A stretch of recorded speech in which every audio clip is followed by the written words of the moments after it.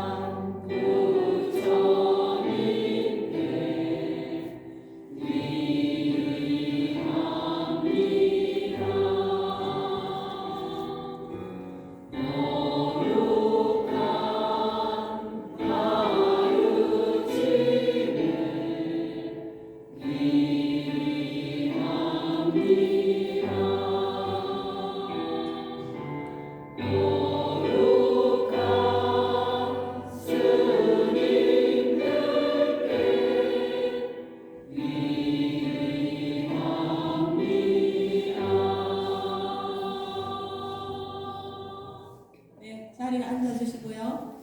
오늘 첫째 시간에 목사님은 유광법회 보방 간사님께서 불교의 특징에 대해서 강의해 주시겠습니다. 모두들 일배해 주시겠어요? 네, 일배. 네.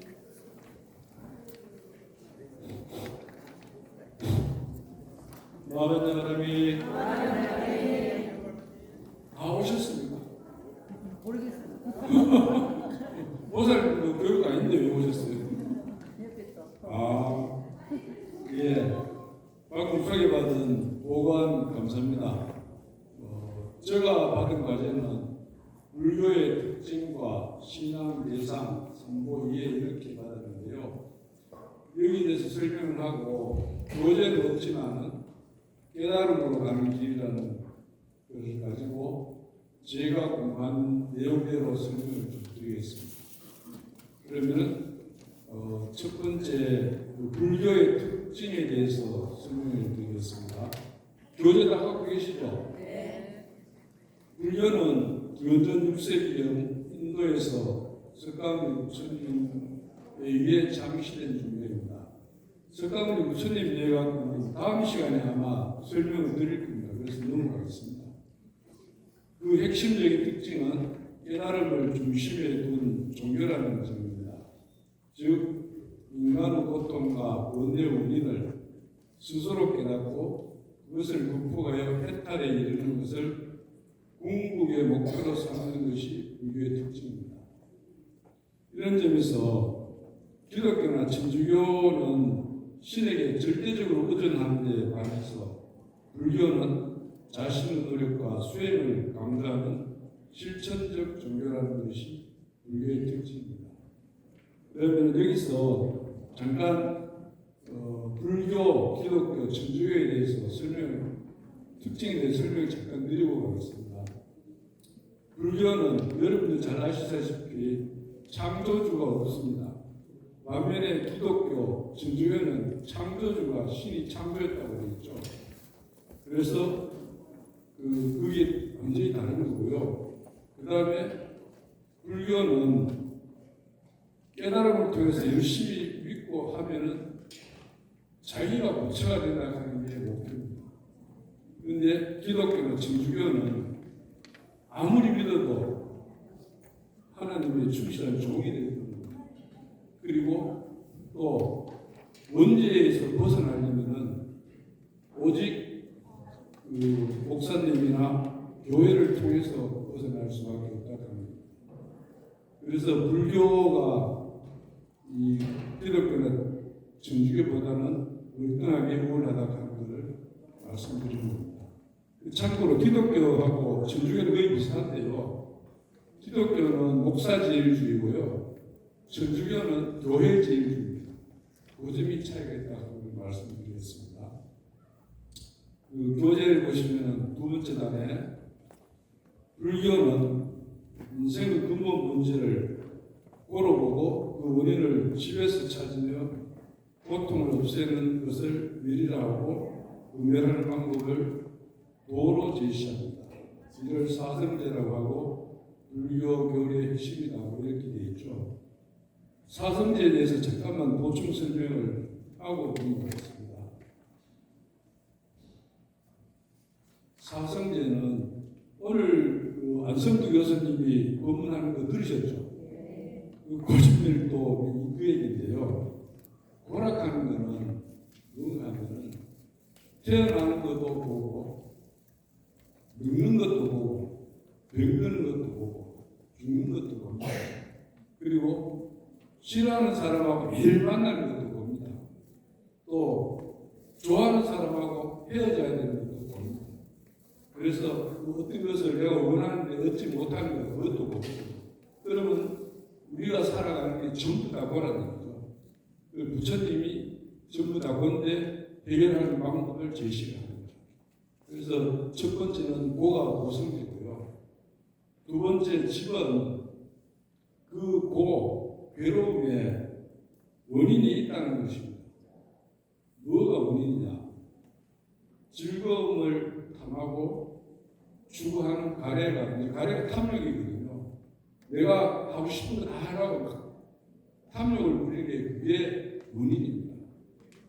그 다음에 살아남으려고 죽어야 되는데 살아남으려고 그것도 욕망이죠. 또 삶에서 떠나고자 하는데 못 떠나는 그런 탐욕 이런 게 다 모여서 그 원인이 바로 집입니다. 그 집성제라고 하고요.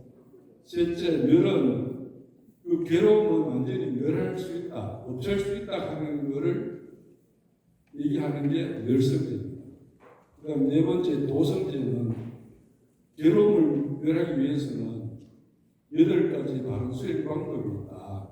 그거를 제시하는 거예요. 도성제인데 그게 바로 팔정도라 합니다. 팔정도가 간단히 설명드리면 정견, 이제 바르게 공략하는 거죠. 그 다음에 정어, 바른 말을 해야 된다.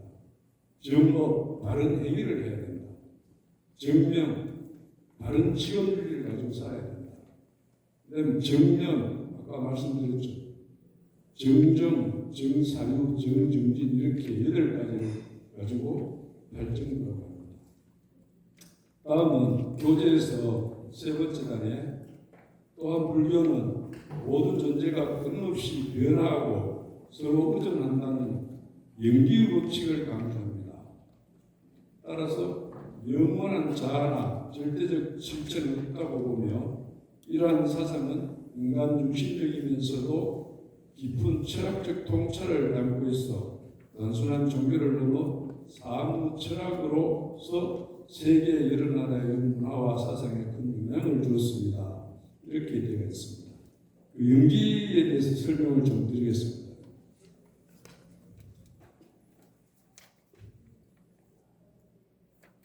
석가모니 부처님이 보리스에서 얻은 깨달음의 내용을 영기법이라고 합니다. 영기법은 석가모니 부처님이나 다른 깨달은 이가 만들어낸 것이 아닙니다. 또 열애가 이 세상에 출현했든 안 했든 관계없이 원래부터 있던 겁니다. 그래서 우주적 법칙이라고 하고 근본 진리라고 합니다. 그 내용은 이렇게 되어 있습니다. 이것이 있으므로 저것이 있고 이것이 없으면 저것도 없다. 이것이 생겨남으로 저것이 생겨나고 이것이 사라지면 저것도 사라진다. 내용이 뭡니다. 그럼 영기법에서 그럼 이것 저것 이렇게 얘기가 나오잖아요. 그럼 이것 저것이 뭘까요? 우선 제가 나무를 들어서 설명을 드리겠습니다. 나무가 존재하려면 흙이 있어야 되겠죠. 물도 있어야 되죠. 햇빛도 있어야 되죠. 공기도 있어야 되죠. 이런 여러 가지가 있어야 나무가 생존할 수 있습니다. 그 나무는 그럼 결국은 흙에도 의존하고 물에도 의존하고 공기에도 의존하고 햇빛에도 의존하고 있는 거죠. 그리고 물이 없다든지 흙이 없다든지 햇빛이 없으면 나무가 존재할 수 없다 그 말입니다. 이게 영기법의 원리입니다. 그런데 이런 이제 마무리 존재 법칙이 영기법인데 최근에 제가 이런 부분을 들었습니다. 얼마 전에 해암 김상복 선생님이라고 법문하고 가시는 거 들으셨습니까? 예, 그분 말씀이 그 내용은 뭔가 하면은 이것은 나를 의미합니다. 저것은 우주 만물을 의미합니다. 내가 있어야 이 우주 만물이 있고 내가 없어지면은 이 우주 만물도 없어진다는 겁니다. 그게 의미거든요. 그래서 스승님께서는 회암 선생님은 이렇게 말씀하십니다. 나는 우주의 시작이고 끝이며 중심이라고 그렇게 얘기하고 계십니다. 그래서 그분이 지금 운영하시는 유튜브가 행복아침선이라고 하는데요. 관심 있는 분은 한번 들어보시면 좋겠습니다. 교재로 돌아가세요. 첫 번째, 자력에 의한 깨달음이 있습니다. 불교는 인간의 모든 고통 원인을 탐진치 삼독과 번뇌에 있다고 보고 외부 절대적인 신에게 의지하는 것이 아니라 자기 자신의 노력과 수행을 통해 이 번뇌를 끊고 궁극적인 깨달음, 즉 해탈이라든지 성불이라든지 하는 데 도달할 수 있다고 가르치고 있습니다. 이는 다른 종교에서 찾아보기 힘든 인간 중심적이고 능동적인 무언가입니다. 석가모니 부처님 또한 신이 아니고 깨달음을 얻은 인간으로서 그 가르침을 통해 중생이 스스로 깨달음의 길을 걸을 수 있도록 길을 제시해 주신 분이십니다. 다음 장 넘어가겠습니다. 자력으로 깨달음에 간닥하는 것은 제가 끝에 설명을 다 드리겠습니다. 두 번째 장에 지혜와 자비가 있는데요. 불교의 가르침은 크게 이제 지혜와 자비 구축으로 이루어져 있습니다. 지혜라 하는 것은 우리가 지식이라고 듣죠. 근데 지혜와 지식은 좀 다릅니다. 지식은 우리가 태어나서부터 배우고 학교에서도 배우고 이렇게 배워서 증득한 것은 지식이랍니다. 지혜는 원래 내가 가지고 있는 것을 지혜라고 합니다. 그래서 여기 지혜 설명을 보면은 영기의 진리를 깨달아 일체의 존재가 고정된 실체 없이 서로 의존하여 발생하고 소멸한다는 것을 아는 것을 지혜라고 한다고 되어 있습니다. 이 지혜를 통해 번뇌의 근본인 어리석음에서 벗어날 수 있다. 그 얘기죠. 두 번째 자비가 있는데요. 자락하는 자는 사랑하는 마음을 가지고 중생에게 즐거움을 주는 것이고 비일은 불쌍히 여기는 마음을 가지고 중생의 고통을 덜어준다는 것으로 깨달음을 얻고자 하는 보살의 실천 등목이며 일체 중생의 고통을 외면하지 않고 그들을 구제하려는 무한한 사랑을 의미합니다. 대표적인 것이 대자비비 관세음보살 있죠? 다 들어보셨죠? 그렇게 하시면 되겠습니다. 결국 지혜로 깨달음을 얻고 자비로 중생을 이롭게 하는 것이 불교 수행자의 이상적인 모습이라고 하겠습니다. 다음 세 번째, 윤회와 해탈에 대해서 설명드리겠습니다. 불교는 중생이 지은 법에 따라 죽음과 태어남을 반복하는 윤회의 세계에 갇혀 고통을 겪는다고 봅니다. 즉 윤회가 있다고 가르치고 있습니다. 그런데 이 말을 좀 뒤집어 보면은 업 때문에 윤회가 있다는 얘기잖아요. 업을 안 지으면은 윤회가 안 할 수 있다고 합니다. 업을 안 짓는 게 깨달음을 가는 길입니다. 이 윤회의 굴레에서 완전히 벗어나는 것이 해탈이며 이는 곧 깨달음을 이루어서 일반의 경지에 이르는 것을 의미합니다. 불교 모든 수행과 가르침은 궁극적으로 이 해탈을 목표로 합니다. 그 다음에 두 번째 과제인 불교 신앙 대상에 대해서 설명을 드리겠습니다. 불교 가장 근본적이고 통일적인 신앙 대상은 삼보입니다. 모든 불교의식은 삼보에 귀의하고 하는 것으로 시작해서 이는 불자가 되는 첫걸음입니다. 삼보는 곧 불법성을 의미합니다. 여기 지금 불자라는 말이 나왔는데요. 우리 불광법회에서는 신도를 안 하고 불자라고 합니다. 불자는 부처님의 아들, 딸이라는 뜻이고요. 신도란 말은 믿음을 믿고 따르는 물이라는 뜻이 신도거든요. 그래서 광덕 선생님께서는 여러분 다 불자다고 말씀을 그래 하셨습니다. 먼저 이제 불보를 보면요. 깨달음을 얻어 완전한 진리를 실현한 존재입니다. 불보의 중심은 불교를 창시하신 역사적인 인물인 석가모니 부처님이며 이 외에도 깨달음을 얻은 모든 존재, 즉 과거, 현재, 미래의 모든 부처님을 포함하고 있습니다. 석가모니 부처님은 우리 시대에 출현하여 깨달음을 얻고 가르침을 펼치신 근본 스승으로서 불교 신앙의 핵심 대상이 됩니다. 그 다음 비로자나불이 있죠. 법신불이라고 하며 진리 그 자체를 상징하는 부처님입니다. 저는 경주 불국사 비로전에 가서 이 비로자나 부처님이 계시는 걸 봤습니다. 여러분들 보시면 좋겠습니다. 아미타불은 서방정토 극락세계에 머물며 중생을 구원하는 자비를 상징하는 부처님입니다. 영주 부석사 무량수전에 가면은 아미타불이 모셔져 있습니다. 물론 뭐 거기만 있는 게 아니고 아미타불 여러 군데 다 모셔져 있습니다. 세 번째 이제 악사여력을 동방적 유리세계에 머물며 중생의 질병과 고통을 치유하고 수명을 연장해주는 부처님입니다. 팔공산 가빠이에가 모셔져 있는데 가빠이 그 절이름이 선본사입니다. 그래서 제가 팔공산 선본사 가빠이라고 썼습니다. 두 번째 법보 가르침이죠. 부처님께서 깨달으신 진리와 그 진리를 설하는 가르침을 의미하며 법보는 삼보 가운데서 핵심이며 불교 진정한 생명입니다. 이 불교 진정한 생명이라 하는 게 정법을 통해서 이 생명이 이어져 내려가는 거기 때문에 중요하다고 하는 겁니다. 그래서 우리가 법회 마칠 때쯤에 정법 오설을 하죠.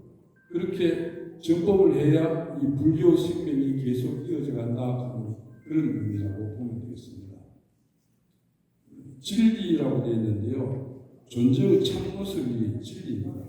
즉 영기, 무와 공등의 근본 교리를 말합니다. 경전, 불교의 가르침이 기록된 경율론 이렇게 있는데요. 이를 총칭하여 삼장이라 하고 불자들이 따르고 배우는 길잡이입니다. 이렇게 되어 있습니다. 경이라고 하는 것은 경전을 이해하고 이제 경장이라고 하는데요. 부처님의 말씀을 기록해서 만들어 놓는 게 경입니다. 그런데 예를 들면 뭐 금강경, 반야심경, 뭐 아미타경 이렇게 경이라고 이렇게 암경 다 경이라 하는 거고요. 그런데 부처님이 설하지 않았는데도 경이라 하는 게 있어요.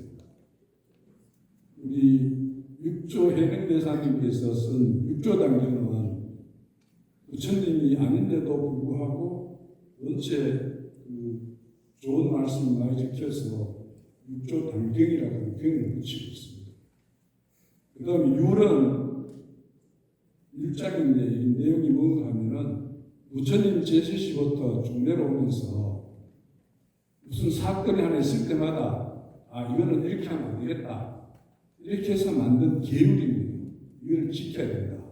그래서 비구 스님은 250개 비구 지켜야 되고 우리 비구니 스님은 350개인가 지켜야 된다 하죠. 그 다음에 논하는 거는 경장과 율장을 가지고 스님들이나 학자들이 논문을 내갖고 만들어내는 게 논입니다. 대표적인 게 용수보살의 중론하는 게 있습니다. 용서보살은 제2의 석가모니라 하는 분들도 있더라고요. 그만큼 중요하다는 말씀이죠. 그렇게 하시고 그 다음에 승고를 보겠습니다. 세 번째, 부처님의 가르침을 배우고 실천하며 진리를 수호하는 수행자들의 공동체를 의미합니다. 한장 넘기면요, 출가승가, 부처님의 계율을 지키고 오로지 깨달음을 위해 수행하는 비구, 남자 스님은 비구라고 여자 스님은 비구니라 합니다. 비구, 비구니를 말합니다. 보살은 깨달음을 구하고 중생을 구제하는 대자비를 실천하는 수행자이며 관세음보살, 문서보살, 지장보살 등이 대표적입니다. 이들은 불교 다음으로 중요한 신앙의 대상이 됩니다. 또한 불교 사찰에는 이 삼보를 수호하는 호흡신중이 있습니다. 호흡신중은 우리 절에 가면은 산신각에 모셔져 있는 산신이라든지 칠성각에 모셔져 있는 분이라든지 이런 것이 우리 호흡신중입니다. 호흡신중은 우리 나라의 토속신앙인데 불교가 우리나라에 들어오면서 쉽게 정법을 하기 위해서 이 호흡신중을 받아들인 겁니다. 그래서 여기 보면은 불교가 전파되는 과정에서 수용한 토착신앙문서이며 삼보에 귀한 신들로 여겨집니다. 이렇게 써놨죠. 그렇게 알고 계시면 되겠습니다. 그 다음 세 번째, 삼보의 이해에 대해서 설명을 드리겠습니다. 삼보는 불법성, 즉 부처님, 가르침, 수행 공동체를 끊는 말로 불교에서 가장 귀하고 보배로운 세 가지를 말합니다. 이 삼보는 불자들이 의지하고 공경하며 신앙하는 불교 근본이자 정체성을 형성하는 핵심 요소입니다. 삼보에 기이하는 것은 불자가 되는 인문의식이며 불교 수행의 시작과 끝이라고 할 수 있습니다. 삼보 관계 및 의미에 대해서 제가 도표를 만들어놨는데요. 한번 보시면요. 불원은 핵심 의미가 깨달은 자라는 뜻입니다. 역할은 깨달음의 본보기가 되고 스승의 역할을 한다는 뜻이고요. 상호관계는 법을 깨달아 설하신 분이다.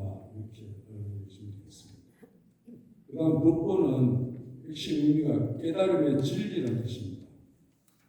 역할은 중생을 윤회에서 벗어나게 하는 진리와 가르침이라는 뜻입니다. 상호관계는 불교가 깨달아서 전하고 설하시고 승고가 이를 전법하고 실천하는 대상이 된다. 그게 불법입니다. 승고는 진리를 실천하는 공동체라는 의미고요.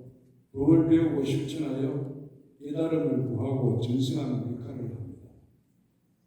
법을 배우고 실천하는 수행자들을 승고라고 합니다.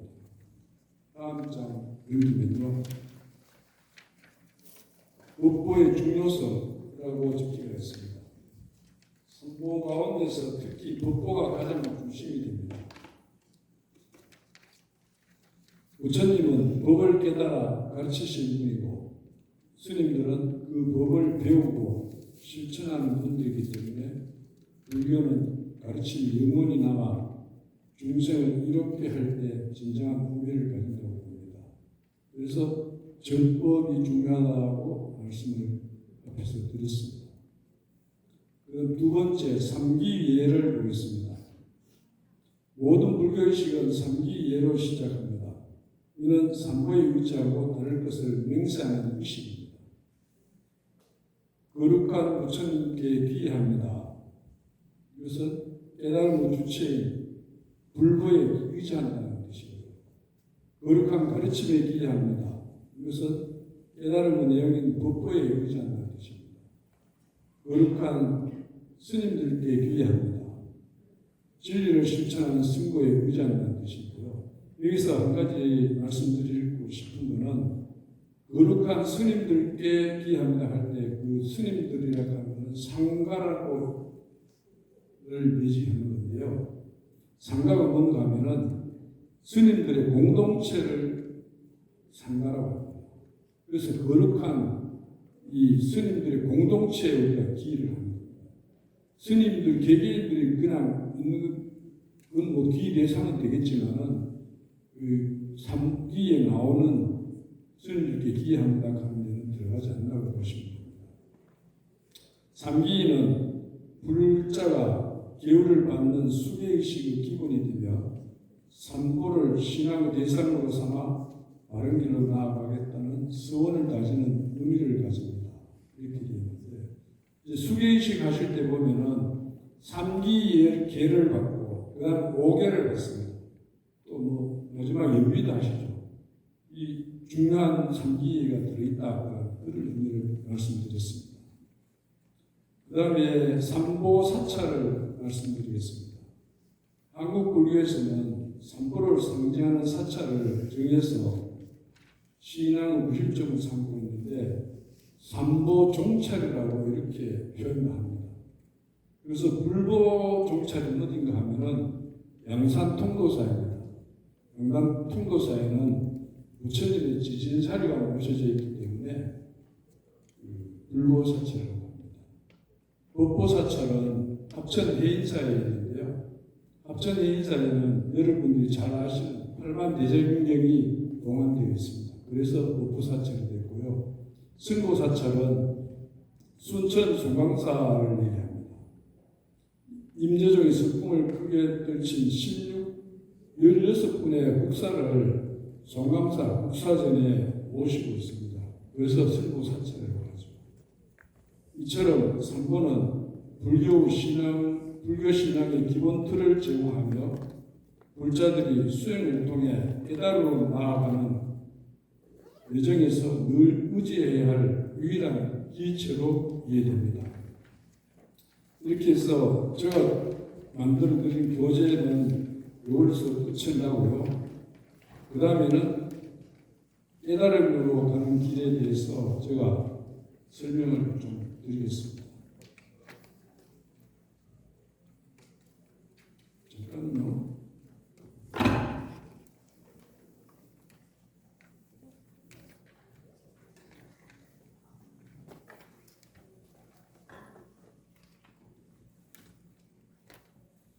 깨달음을 가기 위해서는 우선 먼저 나부터 알아야 하잖아요.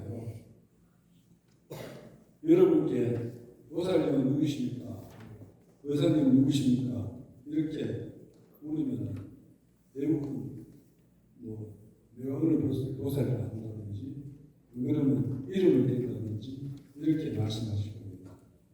그러나 이름이나 본명 또 누구의 아내라든지 누구의 남편이라든지 하는 이것은 나라고 할 수 없습니다. 내가 아닙니다. 왜냐하면 여러분 각자가 가지고 있는 이름은 실제로는 이름 자체가 여러분이 아닙니다. 그것은 부모님이 지어준 이름이고 지어준 그 이름을 누가 부르면 나라고 답하는 것을 불가합니다. 여러분 이름을 만약 부모님이 맨 처음에 홍길동이라고 지었다 하면 계속 홍길동이라고 대답했을 겁니다. 홍길동이 여러분이 되는 거죠. 결국은 나라는 것은 이름도 털어내고 내가 남자다, 여자라는 것도 털어내고 내가 어느 학교 나왔다, 내가 누구의 엄마다, 내가 누구의 남편, 아내다, 또는 내가 부자다, 내가 가난한 사람이다. 이런 것을 다 털어내고 나면은 나는 누구일까요? 한번 생각해 보셨습니까?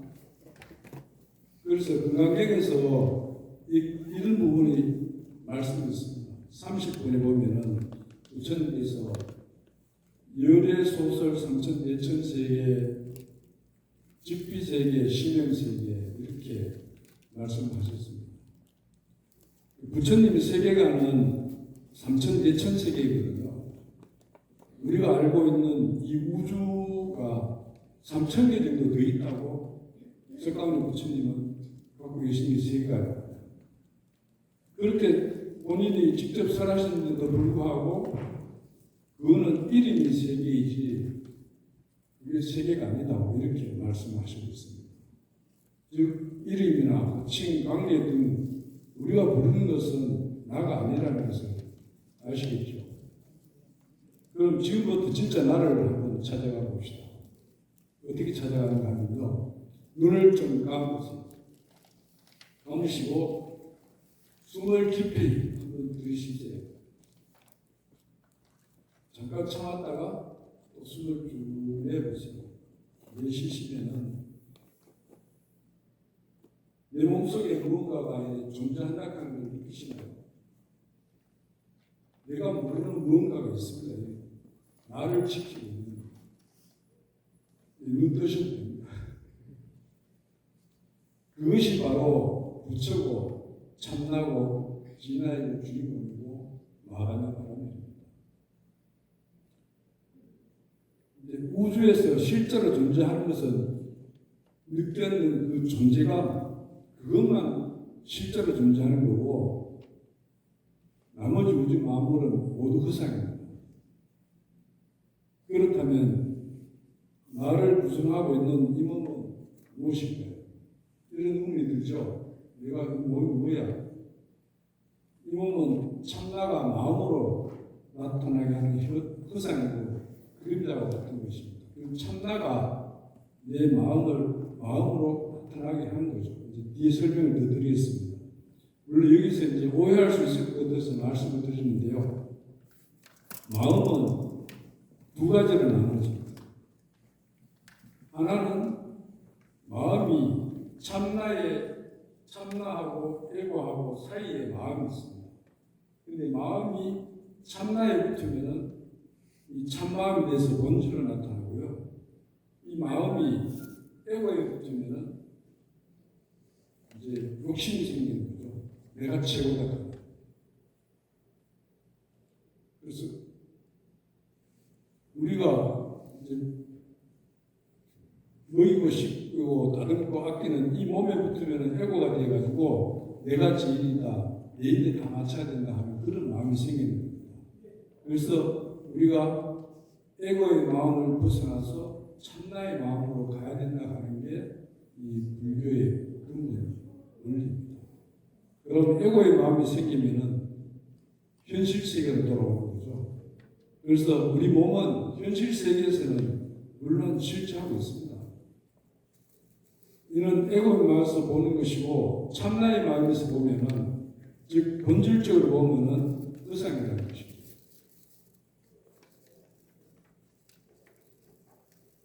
이해가 잘 안 되시죠? 근데 이 세상이 있는데 내가 보는 게 아니라 내가 볼 때 이 세상이 나타나는 것이다. 즉 보는 자가 있어야 보이는 대상이 있다 하는 것을 염두에 두시면 이해가 좀 갈 겁니다. 그럼 우선 설명을 하기 위해서 제가 이 볼펜을 가지고 설명을 드리겠습니다. 이 볼펜 보이시죠? 이 볼펜을 보는 내가 있어야 이 볼펜이 존재합니다. 내가 볼펜을 보자 고개를 돌린다든지 내가 눈을 감다든지 하면은 이 볼펜이 없어요. 그렇게 생각해 보면은 보는 눈이 이거 보는 게 아니고 참나가 이걸 본다는 겁니다. 그래서 결국은 참나라 하는 것은 부처니까 부처가 본다는 거고요. 볼펜은 보이지만은 실제는 허상이고 볼펜이 있게 하는 것은 참나입니다.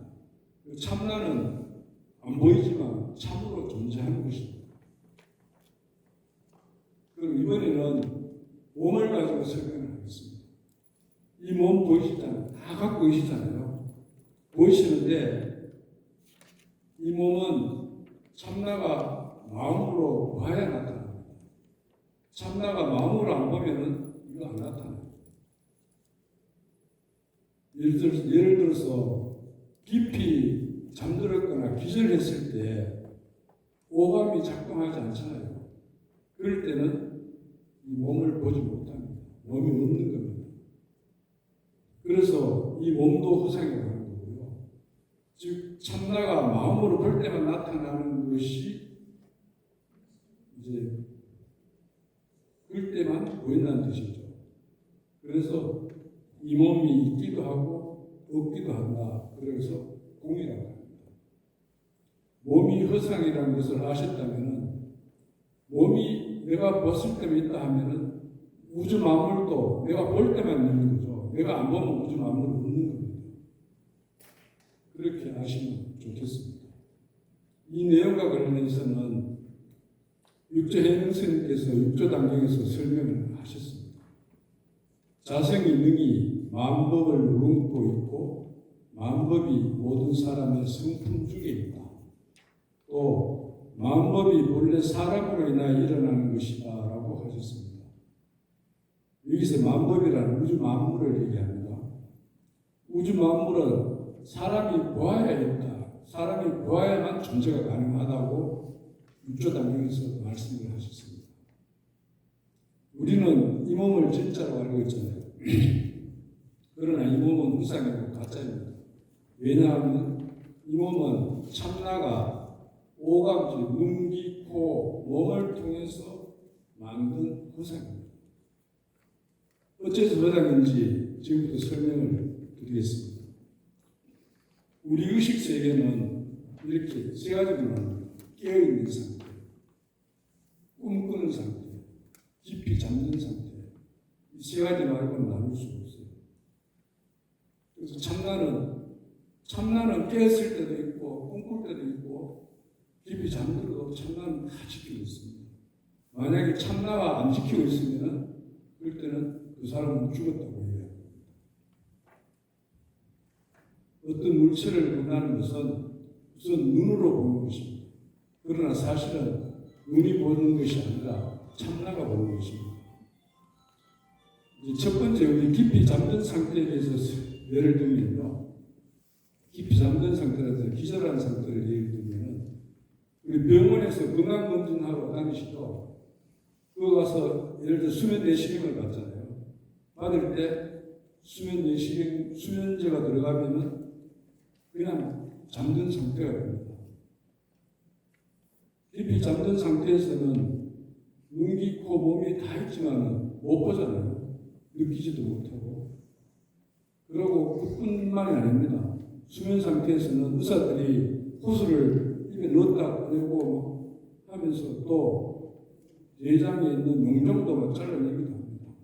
그래도 모르잖아요. 그럴 때는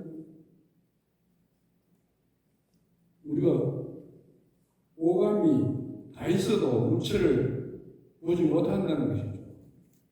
그럼 무엇이 보는가 하면 바로 참나가 봅니다. 오감은 참나가 보고 듣고 느끼는 도구에 불과하다. 그렇게 이해하시면 됩니다. 두 번째는 꿈꾸는 상태를 설명하겠습니다. 꿈꾸는 상태에서 꿈속의 모든 것은 실제와 똑같다는 건 아시죠? 꿈속에 보면 꿈꿀 때 똑같잖아요. 그 속에 들어있잖아요. 꿈을 깨고 나면 아무것도 없잖아요. 허상입니다. 그런데 꿈꾸는 상태를 잘 생각해 보시면은 꿈속에서 자기가 만든 거 말고 다른 사람이 만든 거 보신 적 있나요? 없을 겁니다. 그리고 깨어나면 꿈속에서 만든 모든 것은 아무것도 없습니다. 꿈속에서 창조한 것은 모두 참나가 만든 것인데 깨고 나면 없다 그 말씀입니다. 세 번째는 이제 깨어있는 상태에서 설명드릴 건데요. 깨어있는 상태에서는 모든 것을 다 봅니다. 실은 이게 꿈꾸고 있다는 것을 아셔야 됩니다. 이 지금 우리가 있는 게. 깨어있는 상태가 실제로는 꿈속인데 왜 꿈이라는 것을 모르겠냐 하면은 지금 꿈속에 있기 때문이에요. 이 꿈속에서 나오면은 그게 꿈이었다 하는 걸 압니다. 이 깨어있는 상태의 현실에서 즉 꿈속에서 깨어나기만 하면 이것이 꿈이라는 것을 알 수 있을 텐데 깨어나지 못하니 현실인 줄 아는 것이고 현실 세계에서 헤매고 있는 겁니다. 하루속히 꿈에서 깨어나야 합니다. 그래서 꿈에서 깨어난 사람을 깨달은이라고 하는 것입니다. 석가모니 부처님은 꿈에서 깨어나서 깨달은 분이라고 확신하시죠? 예. 깨달으신 석가모니 부처님은 이 모든 세상 모든 것은 꿈이라고 말씀하셨습니다. 어디에서 말씀드렸냐면요. 금강경제 32분에서 이렇게 써하셨습니다. 일체 이법 여몽함 포령 여로 영여전 응작되시라. 이 세상 모든 것은 꿈이고 거품이고 그림자 같으면 또한 있을 것 같고 증거가 없다. 응당 이와 같이 관하라. 이렇게 말씀하셨습니다. 결국 이 현상계는 본질적으로 모두 꿈이라고 하신 겁니다. 참고로 말씀드리면 현상계는 실제로는 있습니다. 그러나 깨달음의 길로 가려면 본질을 보아야 하고 본질적으로 보면 꿈이라는 것입니다. 그래서 본질적으로 보는 거하고 지금 현실 세계하고를 구분을 하셔야 됩니다. 꿈속 세상은 누가 만들죠? 꿈을 꾸고 있는 동안에는 오로지 자기 세상이고 자기가 꿈속 세상을 창조합니다. 그러나 깨어나면 하나도 없습니다. 이런 현상은 모두 다 잘 알고 계시죠? 제가 앞에서 현상계 속에서 사는 것도 꿈속이라고 말씀드렸잖아요. 이 현상계도 내가 만든 세상이고 오로지 나의 세상이라는 것입니다. 이게 무슨 소리냐 하겠지만 석가모니 부처님께서 분명하게 말씀하셨습니다. 어제 그랬냐면요. 석가모니 부처님이 탄생하시자마자 천상천하 외화독존이라고 하셨습니다. 하늘 위 하늘 아래 나홀로 존재하네. 석가모니 부처님께서 말씀하신 이 천상천하 외화독존을 대부분의 스님들이나 학자들은 하늘 위 하늘 아래 나홀로 존귀하네라고 해석을 합니다. 존귀하네하고 나홀로 존재하네하고가 차이가 엄청나다고 말씀드립니다. 어떤 분은 석가모니 부처님께서 최초로 인간의 존엄성을 주창하셨다 하신 분도 있습니다. 그러나 저는 이 문구에는 그런 뜻도 있지만 더 큰 의미는 하늘 위 하늘 아래 나홀로 존재하네라는 뜻이라고 생각합니다. 나홀로 존재한다는 의미가 무엇인가 하면 여기서 나라는 것은 참나, 아까 말씀드렸죠. 참나를 말씀드립니다. 즉 참나가 마음으로 세상을 볼 때 보이는 대상인 이 세상, 현상계, 우주가 나타나잖아요. 우주의 모든 것을 참나가 마음으로 나타내었기 때문에 우주 전체가 참나 하나밖에 없다는 뜻입니다. 우주 전체가 참나 하나밖에 없는데 그 자리에는 너도 없고 사랑하는 사람도 미워하는 사람도 없으면 좋다 나쁘다도 없고 높고 낮음도 없다는 것입니다. 즉 온 우주가 나 하나뿐이고 내 마음이 나타나느라고 확연하게 할 수 있다면 그 자리는 바로 내가 없는 자리가 된다는 것이고 제법 무아의 자리에서 깨달음에 도달하는 것입니다. 그럼 어떻게 하면 하나가 될까요?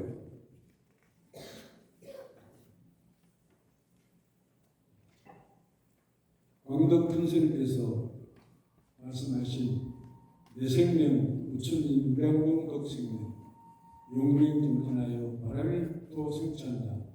많이 들어보셨죠? 바다를 갖고 설명을 드리겠습니다. 바다에서 파도가 치면 파도가 탁 치잖아요. 바위에 탁 부딪혀요. 부딪히면 물방울이 확 올라오죠. 거품도 올라오고. 그럴 때 그 물방울이 생겨나는데 그 물방울에게 물어봅니다. 너는 본래 바다에서 나왔기 때문에 너는 바다야. 알고 있니? 이렇게 물으면 물방울이 뭐라고 대답할까요? 이렇게 대답합니다. 나는 그냥 물방울이야. 누가 전에 그런 얘기 하던데 나 잘 모르겠어. 나는 물방울이야. 이렇게 계속 물방울을 그런데 그 물방울이 바다에 떨어져서 바다 속으로 쑥 들어가요. 그럼 물방울이 바다 전체가 되는 거죠. 물방울이 바다 전체가 되고 나면은 바다라고 하는 게 이 물만 바다가 아니죠. 물 속에 있는 고래라든지 미역이라든지 바닷속의 모래라든지 심지어 바다 위에 떠 있는 배도 바닷속에 다 들어갑니다. 그걸 다 바다라는 겁니다. 그러면 물방울이 바다에 있는 모든 것이 다 된다는 것이고 결국 바다 전체가 한 몸이라는 것입니다. 여기서 이제 그래 물방울 얘기하는구나 이렇게 아실 게 아니고 우리 몸이 물방울입니다. 내가 물방울인데 이 전체 우주가 바다라고 생각하시면 내가 우주에 풍덩 빠진다는 거예요. 내가 우주에 풍덩 빠지면 내가 우주가 되는 거죠. 온 우주의 만생 만물이 내가 되는 겁니다. 그러면은 해도 되고 달도 되고 별도 되고 건물도 되고 나무도 되고 다 내가 하면 됩니다. 온 우주가 나와 한 마음이 되고 온 우주가 내 것이 되는 겁니다. 거기에는 주객이 있을 수 없습니다. 좋다 나쁘다 하는 것도 찾아볼 수 없습니다. 왜냐하면 온 우주가 하나가 되었기 때문입니다. 하나밖에 없으면 나눌 수 없다는 것이죠. 광덕 큰 스님께서 말씀하신 이 생명, 부처님 무량공덕 생명의 대입을 한번 해보면요. 내 생명은 물방울입니다. 접니다. 부처님 무량공덕 생명은 바다입니다. 그렇게 해서 물방울이 바다에 붕덩 빠지면은 그게 하나가 됐을 때 깨치는 길로 간다는 뜻입니다.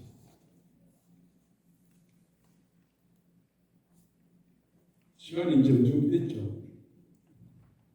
지금까지 경청해 주신 여러분께 깊이 감사드립니다. 깨달음으로 가는 길에 대해 제가 두서없이 제 나름대로 생각나는 대로 말씀드렸습니다. 여러분들은 이제 불교 입문 교육을 받으시는 분들이니까요.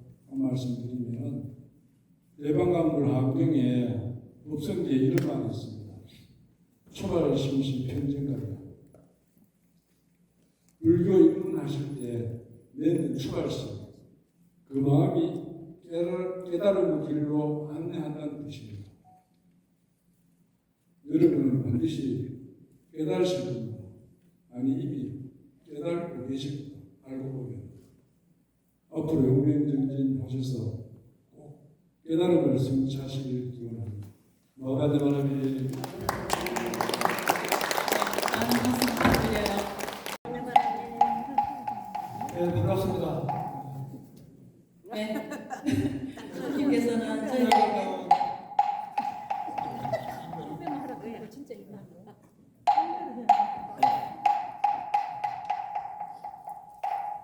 네, 선생님 강의 시작해 주세요. 예, 제가 맡은 강의가 부처님의 생애입니다.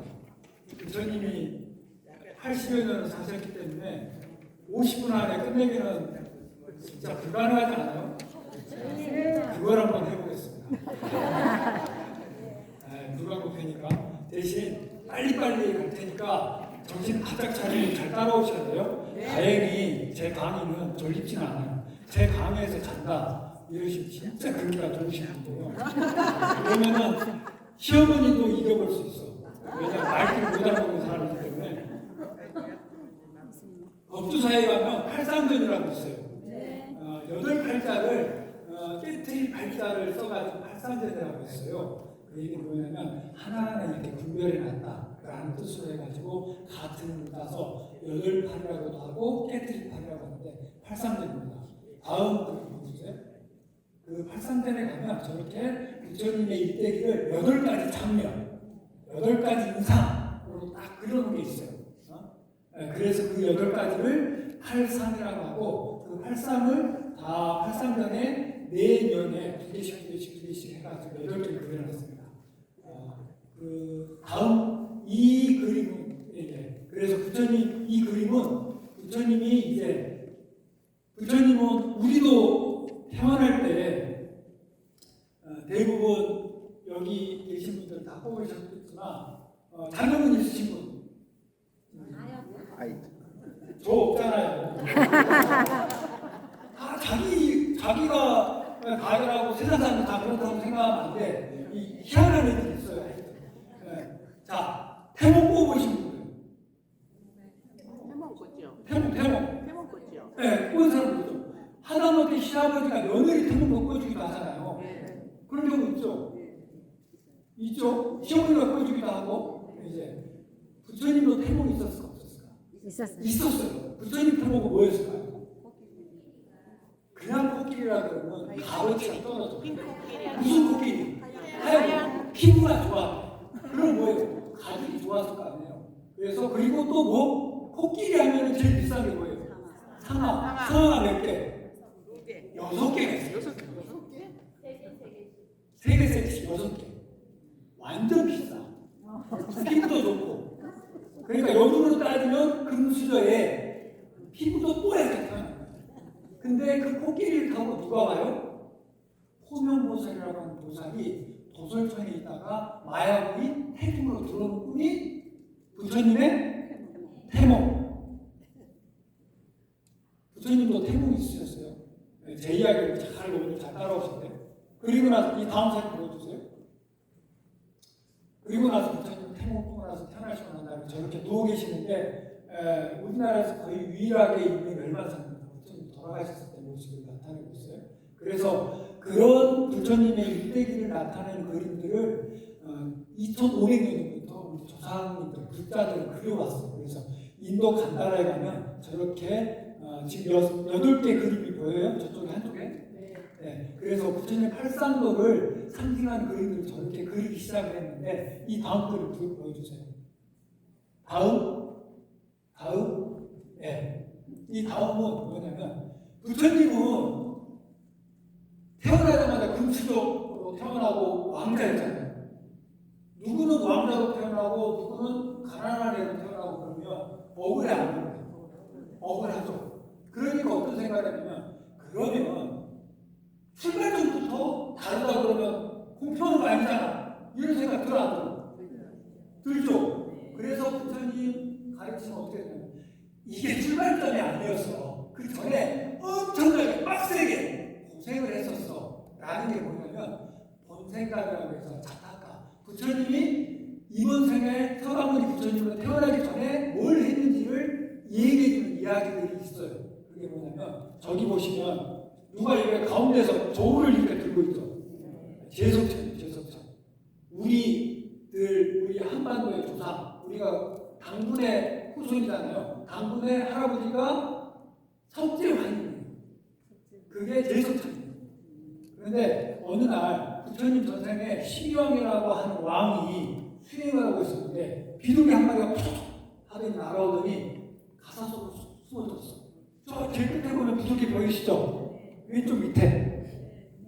근데 바로 뒤에 뭐가 한 마리 쫓아가냐면 독수리 한 마리가 훅 쫓아온 거예요. 그래가지고 옛날 이야기니까 이걸 시비하지 마세요. 따가지고 시비왕 내가 좀 시비를 좀 붙이자. 비둘기 봤어 안 봤어? 근데 시비왕이 봤다 그래 안 봤다 그래? 거짓말하면 안 된다. 사람들이 거짓말을 이렇게 떡볶이씩 부처님 전생이라니까 거짓말을 안 하셨어요. 비둘기를 봤다. 내 품속에 있다. 근데 다 품속에 있는데 비둘기가 그 조금만 놀라가지고 시련이 툭툭툭 하는데 느껴지잖아요. 무슨 마음이 당연히 들어. 부처님 전생이니까. 부처님 전생을 우리는 보살님이라고 불러요. 보살이 그 비둘기가 하는 심장이 쿵쾅거리는 비둘기의 공포감을 같이 부처님 느끼시죠. 부처님 전생 내어줄 수 없다. 그러니까 솔개가 열받아, 독수리가 열받아. 아니 비둘기를 살려준다고 한 자비심이 있으면서 나도 진행하면 처자식 있는 사람이야. 우리 애들 지금 벌써 2마리 나가지고 삐약삐약거리고 밥 달라고 울고 있고 나 대신 지금 지키고 있는 마누라도 있어. 그나마 나 마누라한테 터져 라고 얘기를 한 거예요. 그럼 어떻게 해야 돼? 어떻게 해야 돼? 네? 그러면 내가 그 비둘기만큼의 고기를 줄 테니까 참아줄 수 있어. 내가 독수리가 거의 샤일록이야. 그럼 내가 그런다고 하지. 그래가지고 탁 호출을 해. 누구를? 제석처럼. 조우를 딱 두고 있는 거야. 네? 조우를. 그래서 지금 보이시죠? 밑에 그 부처님 밑에 그 여기 뭐 하고 있는 애가 정강이살을 지금 내고 있는 거예요. 정강이살을 딱 종아리를 딱 내가지고 조우 위에 올렸어. 비둘기하고 딱 쟀어. 어디로 내려가? 어느 쪽이 내려갔을까요? 똑같다는 건 재미없지. 비둘기도 내려가. 그래서 어떻게 해? 왼발. 또 올렸는데 분명히 봐도 내 고기 쪽이 내려가야 되는데 안 내려가. 그래서 허벅지, 엉덩이까지 올라왔어. 그때서야 시비왕이 깨달은 아하. 그리고 나서 어떻게 했어요? 자기가 그 조울을 올라가요. 그때 조울이 균형을 이루는 그게 부처님 전생의 첫 번째. 다음 그림 보여주실래요? 이게 우리 동국대 박물관에 있는 고요미 탑이라고 하는 탑에 그려진 그림입니다. 저기 보면 가운데 조울 그려져 있죠? 네? 그리고 여기 옆에서 여기서는 직접 부처님이 지금 정강의 살을 베고 있는 거예요. 그래서 지금 저울에 지금 올리고 있습니다. 제일 밑에 비둘기 보이시죠? 다음 사진 보여주세요. 이철수라고 하는 판화가가 그린 그림입니다. 저기 나룻빛 위에 탑이 하나 서 있어요. 돌탑이, 석탑이. 근데 그 반대편에 그 잔잔한 해인산맥 같은 그 호수 위에 배 위에 석탑이 올려져 있는데 그 배 끝에 새 한 마리가 딱 앉았어요. 뭐라고 써져 있어요?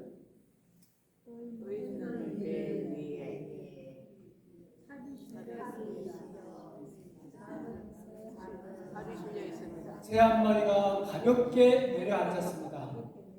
배와 물이 살며시 움직였습니다. 새도 무게가 있습니다. 새도 어느 만큼 무게가 있어요? 새 털만큼? 그럼 새 허드덕 날아갈 때 털 떨어지면 새 털만큼이에요? 뭐예요? 한 생명만큼. 한 생명. 그 한 생명 한 생명이 모이면 우리는 뭐라고 불러요? 중생이라고 불러요. 우리 모두 중생들은 생명의 무게가 같아야 돼요. 같다라는 것을 보여요. 부처님의 전생인 보살님으로서의 12형의 무게나 생명의 무게나 하는 그 자기 심장을 하고 있는 비둘기나 생명이 같다 안 같다? 생명의 무게가 똑같다. 대통령의 목숨이나 내 목숨이나 생명의 무게가 같다 틀리다? 같다. 다음 이야기로 넘어갈까요? 다음 사진 보여주세요. 요거는 부처님이 여러분들처럼 기본교육 과정에 있을 때 얘기해요. 언제냐면 어떤 수행자가 히말라야 밑에서 수행을 하고 있어요. 근데 빼짝빼짝 말라가 히말라야 산미치니까. 그래서 주위에 있던 동물들이 너무 안타까워요. 그래가지고 늑대는 포도를 따오고 원숭이는 바나나를 따오고 곰은 꿀을 따오고 하는데 토끼가 아무것도 없어. 그래서 옆에 있는 동물들이 갈구기 시작해요. 너 뭐야? 너 엄마 수행자가 저렇게 열심히 공부하시는데 어떻게 내면이 하나도 없냐? 라고 하니까 그럼 오늘 저녁에 불을 피워주세요. 그래서 불을 피웠어요. 가운데 모닥불 보이시죠? 그 앞에 있는 토끼가 이렇게 하고 있죠. 그러더니 불이 확 타오를 때 저를 드세요 하고 불써 불쏘고 뛰어졌어요. 그 토끼가 부처님 전생입니다. 수행자를 위해서 수행하는 사람에게 나도 저 수행자처럼 공부를 할 수 있게 해주세요라고 반언을 세우고 난 뒤에 부처님 이 백에 따라 소원을 세우고 난 뒤에 다음 사진 보여주세요. 그게 그것을 상징하는 우리나라 국보입니다. 네. 제목을 우리나라 국립박물관에서 뭐라고 해야 되냐면 청자 투강 칠보향로라고 해놨어요. 이거 이름 더럽게 뭐지? 무식해서 그래요. 네, 불교는 몰라서. 자, 봐보세요. 투각향로 밑에 받치고 뭐가 있어요? 토끼 있죠? 향로를 피우려면 뭐가 타야 돼요? 뭐가 있어요? 불씨가 있어요. 토끼가 지금 아니 12지시도 많고 세상에 많은 동물들이 있는데 백수가 있는데 왜 토끼를 저기다가 해놨겠어요? 힘들게. 왜 그랬겠어요? 향로에는 부처님을 위해서 부처님께 향을 올리는 건데 내 몸을 태워서 부처님을 찬탄하는 거잖아. 그 동물 중에 최고가 누구야?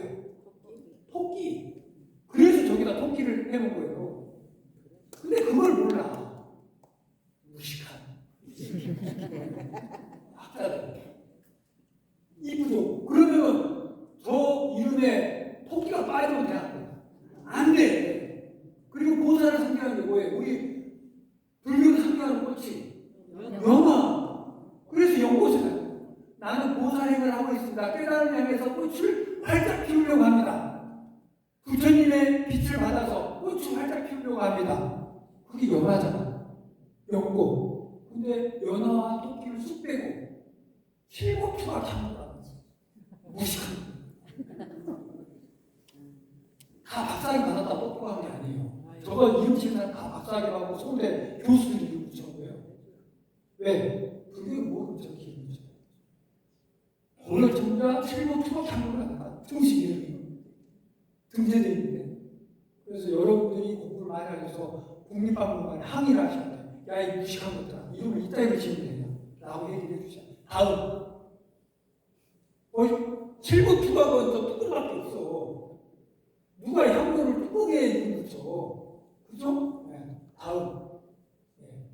자, 이 부처님도 우리 국보가 되시면 하는데 우리나라에 없어요. 일본에 있는 부처님. 이 부처님의 이름이 이 불화 이름이 뭐냐면 15,000불이에요. 30분에 시작했지. 깜짝 놀랐네. 15,000분. 저 그림 안에 부처님이 몇 분? 15,000분. 다음 그림. 자, 여기 저 부처님 여기 가사 옆에 조금씩 보여요? 네. 그 조금 더 확대해 놓은 거 부처님 얼굴 보여요? 그리고 글씨도 보여요? 글씨하고 저 작은 불자가 없네. 안 가져왔네. 불자 좀 있는데. 부처님 보이시죠? 그러니까 저런 생을 부처님 같은 보살행을 토끼 같은 보살행을 12원 같은 보살행을 몇 번이나 했다? 저 그림에는 15,000번 정도 했을 때 이 부처님이 되는 거예요 라고 우리 조상님들은 고르시되 그려놓은 거예요.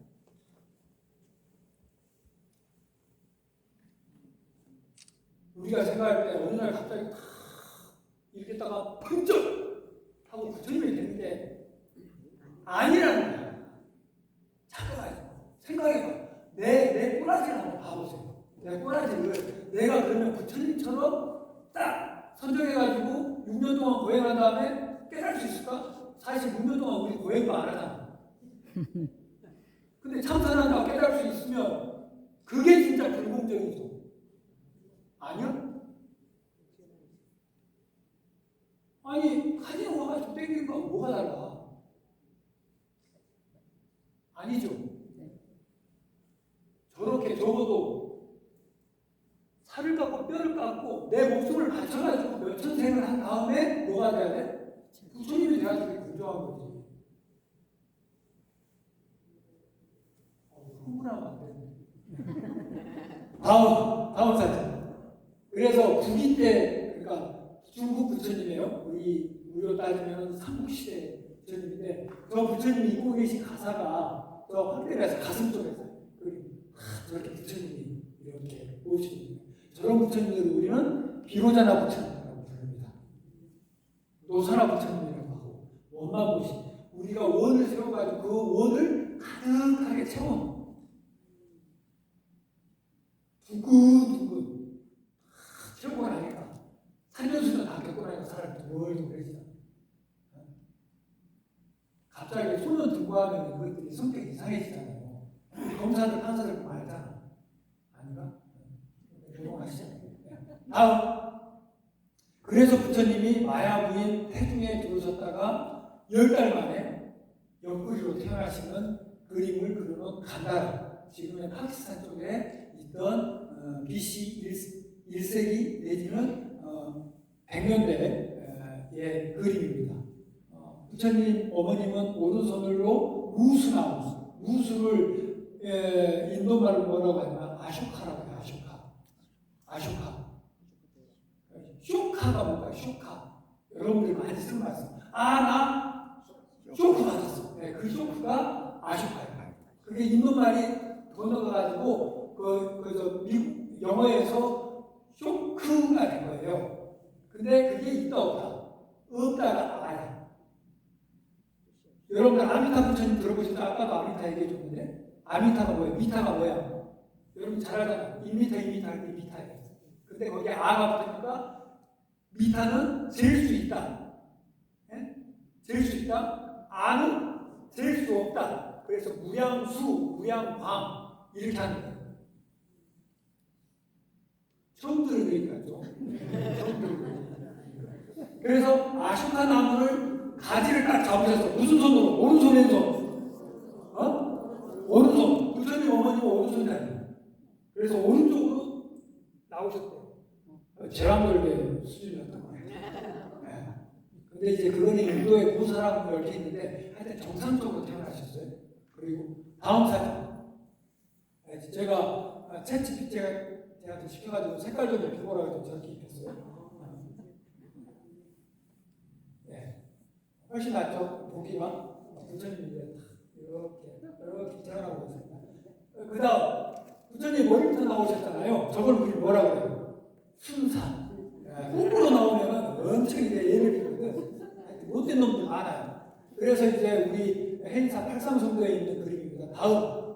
다음으로 넘겨주세요. 다음 넘겨주세요. 또 넘겨주세요. 그리고 부처님이 태어나신 거를 천신이 축하해주기 위해 가지고 9마리 목이 와가지고 목욕을 시켜줍니다. 그래서 우리는 부처님 고려시대에는 부처님 오신 날 우리 여러분들 이렇게 하죠. 그럼 우리 요즘에 우리 진짜 읍시다 다 가지고 가잖아. 고려시대 때 뭘로 했어? 저 구룡정병으로 했어.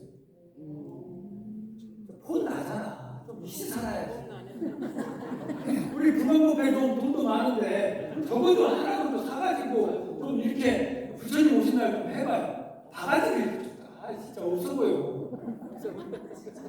진짜 없어 보이죠? 저거 보니까 바가지 진짜 없어 보이죠? 거의 쪽박까지 안 하면 무슨 밥소리요. 그래서 저 청자도 국보예요. 국보할 만하죠? 근데 저 쓸모를 우리는 잘 몰라요. 근데 이제 아셨으니까 됐습니다. 넘어갑시다. 다음 그림. 이건 인도 국보예요. 저건 조그마한 동상으로 만들어가지고 일본 사람은 저렇게 해놨어요. 부처님 마야부인 옆구리로 애기 지금 나오고 한장하고 나왔어. 순탄에 되는 애가 이렇게 막 버티고 그런 게 아니라 하늘이 버틴 게 아니라 어떻게 했다? 손을 딱 모으고 저 나갈래요 숭퉁하고 나왔다라는 지금 그림입니다. 네. 다음 사진 보여주세요. 네. 불국사. 아, 네. 네. 불국사하고 불국사 다부터. 불국사로 올라가려면 두 개의 다리를 건너야 돼요. 무슨 다리? 청운교, 매국교. 와, 청운교가 뜻하는 거. 보다니 엄청 똑똑하시죠. 뭐, 청운은 여러분들 청운의 꿈을 꾸고 왔다. 이거 과거 묻지 않다는 얘기죠. 그 유교. 백은 뭐야? 나인크라고 9개. 그 도교. 그것을 다 지나가지고 거기보다 더 높은 단계에 뭐가 있어? 서가모니 부처님의 세상이 있어요. 그래서 서가모니 부처님이 태어날 때 구름이 쫙 산신을 이렇게 가려요. 그 구름 색깔이 무슨 색깔? 무슨 색? 저 문 이름이 무슨 문? 청운교 백운교 다음에 무슨 문? 보살 청운교 백운교 다음에 무슨 문? 그건 옆에 있는 거고. 자색이 무슨 색이에요? 자주색. 너무 쉽게 먹으려고. 보라색. 그래서 BTS가 그래서 보라색. 황제의 색이거든요.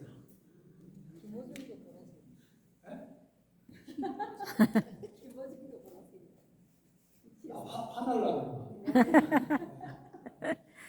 보살님 시비왕입니다. 저는.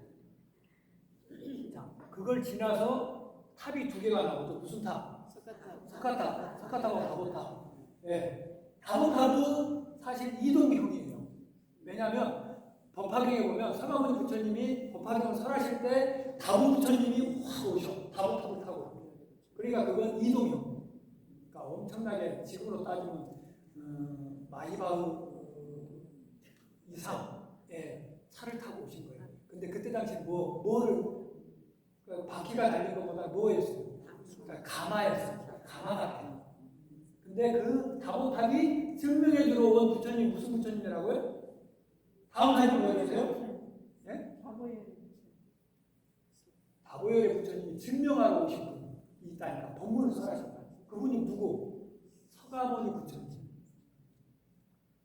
저 탑이 서가모니 석가탑이라고 우리가 어떻게 알아요? 그 옆에를 보면 옆에 저 연꽃이 있죠. 탑 밑에 있는 거예요. 탑 밑에. 그거예요. 부처님이 태어나시자마자 몇 발을 걸으셨다? 7발을 걸으셨는데 그 발을 내릴 때마다가 아유 부처님 바라보면 안 돼 하고 뭐가 피었다? 연꽃이 피었다. 그걸 상징하는 거예요. 여러분들 그런 반응 좋습니다. 돌고 있는 분 한 분도 안 계시죠? 자면은 내가 가히 끝내버릴 거예요. 네, 다음 사진. 그래서 서가탑인 거예요. 네. 아셨죠? 그래서 부처님이 이제 그렇게 태어나셨어요. 그러면 태어나가지고 다 그냥 어른이 되어야 안 돼요. 어른이 안 돼. 뭘 해야 돼? 어른이 되려면. 철이 들려면 뭘 해야 돼? 철이 들려면 뭘 해야 돼요? 결혼해야 돼. 여러분들 참 좋은 열린 어머님들. 애들한테, 아들하고 딸한테 니들 철 들려면 결혼해야 되냐? 학교 안 보면 결혼부터 시킬 거예요? 말도 안 되는 소리를 해요. 뭐부터 해야 돼? 공부를 해야 돼. 학교를 다녔어요. 아, 진짜. 그 학교를 다니다가 학교에서 수업만 하면 재미가 있었어. 한계가 있잖아. 그래서 이따 오면 뭘까? 소풍도 가고 조금 괜찮을 때, 좀 머리가 말랑말랑하고 이제 좀 철들어 가려고 할 때 뭐를 가요, 우리는? 네? 수학여행. 사문유관이라고 하나 붙여요. 수학여행. 다음 사진. 그래서 남문으로 갔을 때 누구를 봐요? 노인을 봐. 그냥 노인애가 아니고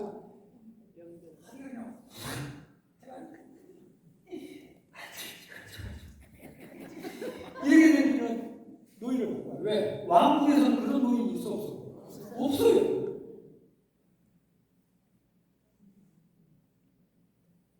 충격이에요.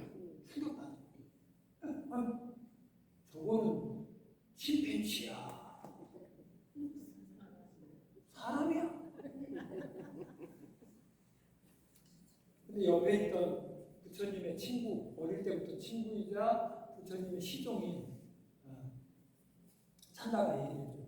노인이에요, 노인. 쟤왜 저래? 늙었어요. 늙으면 다 저래? 다 저래요. 나도 그래? 당연하죠. 충격. 다음. 아닙니다.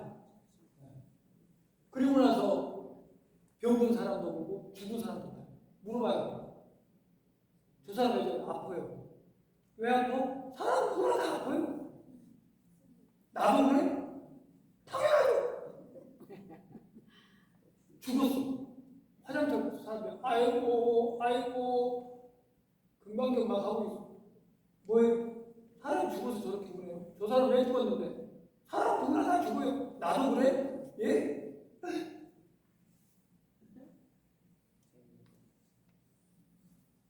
고민이 막 그렇다고. 나도 죽는다고, 나도 늙는다고, 나도 병든다고. 그래 고민하고 있는 그 다음에 갔는데 누구를 봤어요? 수행자. 저와 같은 헤어스타일을 하고 저와 같은 유니폼을 입은 사람. 수행자. 저 사람은 근데 왜 저렇게 걱정이 없어 보이냐? 수행자들이잖아요. 그럼 나도 수행자가 돼야 돼. 당신 왜 그렇게 얼굴이 편해요? 난 죽음으로부터 벗어나려고 수행하고 있으니까. 그래 나도 수행해야지. 라고 해서 저 간다라 불상은 부처님이 12살 때였어요. 부처님을 데리고 아버지가 선동제를 가신 거예요. 우리도 가면 사직공원에서 선동당 있잖아요. 그때 나눠주던 탕이 설렁탕이잖아요. 그런 얘기가 있잖아요. 근데 왕이 대신 이제 보내기도 하고 농사 짓는 거를 보는데 12살 먹으라고 딱 봤더니 그저 누가 그 쟁기를 끄는데 여기 밑에 보면 쟁기 끄는 소 보이세요? 안 보여요? 여러분들도 이제 노안이 오셔가지고 요 밑에 보면은 소가 한 마리 있습니다. 소를 이제 쟁기를 끌고 있는 노인이 있으세요? 근데 이제 그 노인이 채찍질을 하니까 소가 힘을 흘리면서 끄하고 끄는데 그 보슬에 의해 가지고 쟁기질에서 흙이 딱 뒤집히니까 거기서 분뱅이 한 마리가 흑색 까만 흙에 분뱅이 한 마리가 뽀얀 놈이 딱 나와가지고 우와 이렇게 했는데 새가 한 마리 탁 날아가지고 탁 새가 이렇게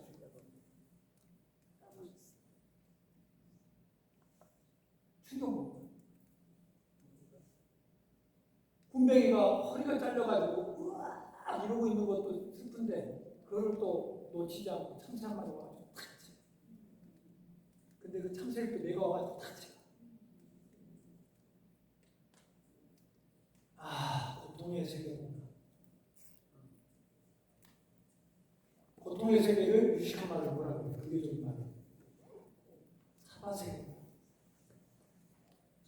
애통나. 라고 고민이 돼야 그래서 이걸 어떻게 하지 하고 연구소 나무 안에 가가지고 이렇게 앉아있는 거예요. 그 옆에 여기서 누가 이렇게 이렇게 하고 부처님 보고 이렇게 손 합장하고 있죠. 그분이 아버님이었대요. 정관왕이 아들내미가 안 보여. 행사 끝나고 나니까. 그래서 막 찾아보니까 나무 밑에서 선정을 하고 있는데 그 모습이 얘는 공부 열심히 하고 있으면 기특하기도 하고 어떻게 보면 어쩔 때는 울컥하죠. 그런 것처럼 너무 이런 장면을 지금 그려놓은 거예요. 조각해놓은 거예요. 다음 우리나라에서는 저렇게 국립박물관에 가면 사유의 방이라고 해서 미륵보살 방가 사유상만 해가지고 이 방에 한 3분의 1, 이 공간에 한 3분의 1 정도 되는 공간을 두 작품을 위해서 다 비워놨습니다. 사유의 공간, 미륵보살 방가 사유상만을 담고 있습니다. 그 방가 사유상 중에 오늘 제가 보여드릴 83호 미륵보살 방가 사유상. 옆에는 일본 국보 1호라고 해요. 일본국보 1호인 광유사에 있는 미륵보살 방가사유사입니다. 어떤 부처님이 더 잘생긴 것 같아요? 왼쪽, 오른쪽이 더 잘생긴 거죠. 잘생긴 건 오른쪽이 분명히 잘생겼습니다. 근데 더 좋은 작품인가요? 아닌가요? 아니에요. 왜? 나무에서 그렇게 또 무시하면 위쪽으로는 훨씬 더 잘생겼어요. 근데 제가 아까 말씀드렸죠. 미륵보살 방가사유상은 12살 먹은 부처님이 연무수나무 아래에서 이렇게 고민하던 거를 산안에서 만든 모습이에요. 그러면 몇 살이어야 돼요? 조화성이 중학교 1학년 아니면 초등학교 6학년 정도예요. 자, 저 일본 부처님이 초등학교 6학년으로 보입니까? 거의 아이돌이죠, 아이돌.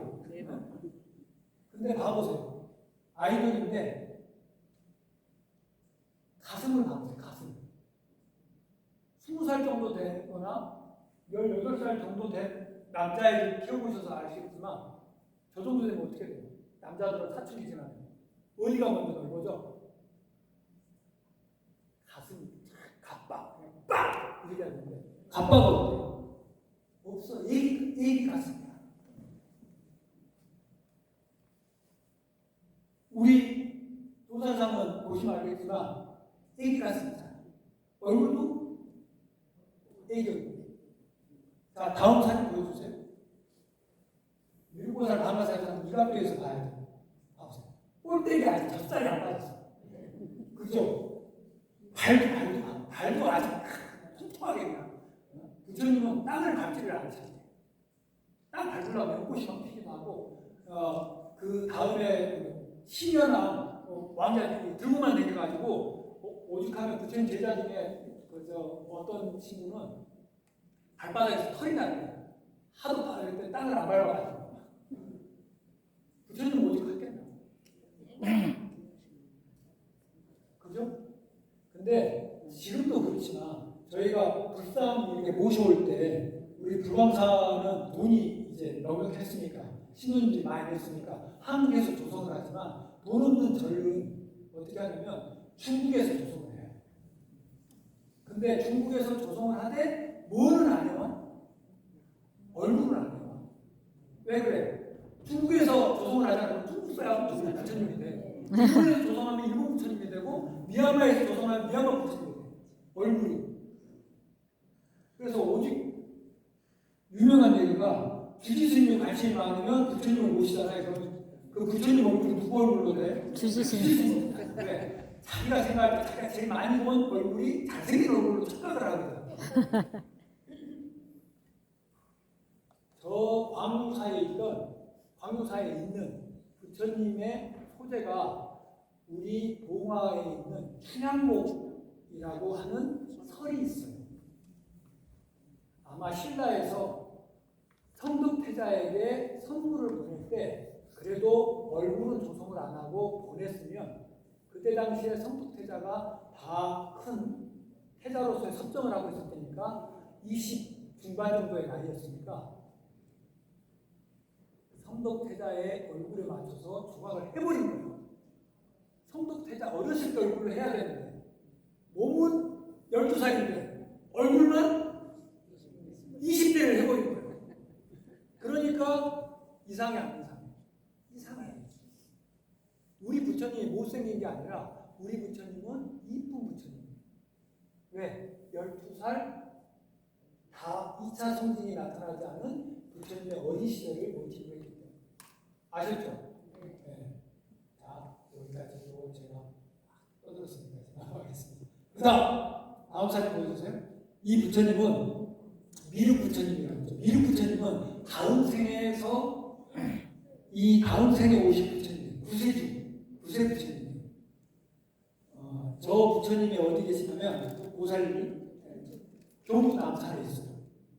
경주남산에 해가 뜰 때 저기서 왜? 우리 조상들 생각은 미륵 부처님은 지금 어디 있어요? 호명보살처럼 도솔천에 계신다고 생각했어요.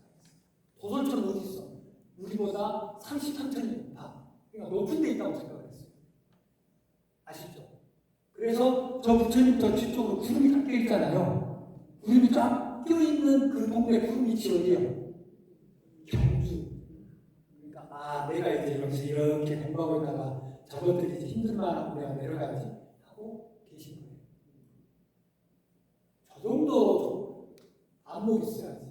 부처님을 밀보살에 모시라고 어디에 모셔야 된다? 부처님의 뜻과 그리고 미와 아름다움과 더 갖춰줘야 돼요. 신선한 마해보살인데 미륵보살입니다. 지금도 저거를 미륵보살이라고 다른 사람들은 그리고 역사학계에서 얘기 못해요. 왜? 모르니까. 그냥 대충 그냥 마해보살님 그렇게 불러버려요. 왜? 미륵보살만 부르면 설명을 해야 되는데 설명할 자신이 없습니다. 확대가 되네요. 지금 연꽃을 하나. 자, 그 다음 사진 보여주세요. 진짜 이쁘죠? 그리고 나서 부처님이 아까 이제 뭐죠? 사문용을 하고 난 뒤에 이제 출가하는 장면입니다. 여기 산치라고 하는 부처님의 첫 번째 큰 그 사리탑에 있는 그 그림이에요. 말들 보시죠? 말들. 부처님이 말 타고 출가를 하신 거예요. 이 다음 사진 보여주실래요? 근데 말은 말발굽 소리가 나잖아요. 말발굽 소리가 안 나게 다른 사람들 잠에서 깨우면 안 되니까 사천왕들이 말을 떠받쳤어요. 말 밑에 보이죠? 네. 이렇게 근육질, 근육질 친구들 지금 뭐 헬스장 관장들처럼 생긴 애들이 지금 사천왕들입니다. 사천왕들이 다 말을 마치고 출가를 하셨어요. 이 다음 사진. 네. 그래서 부처님께서 이제 출가하시고 삭발을 하고 티벳이 태국에 있는 그림이고 이쪽은 그 해인상 팔상정도에 나오는 그림입니다. 자, 출가를 하셨어요. 이제 적어도 부처님이 출가까지 하셨어요. 이 다음 사진. 그리고 나서 고행을 하세요.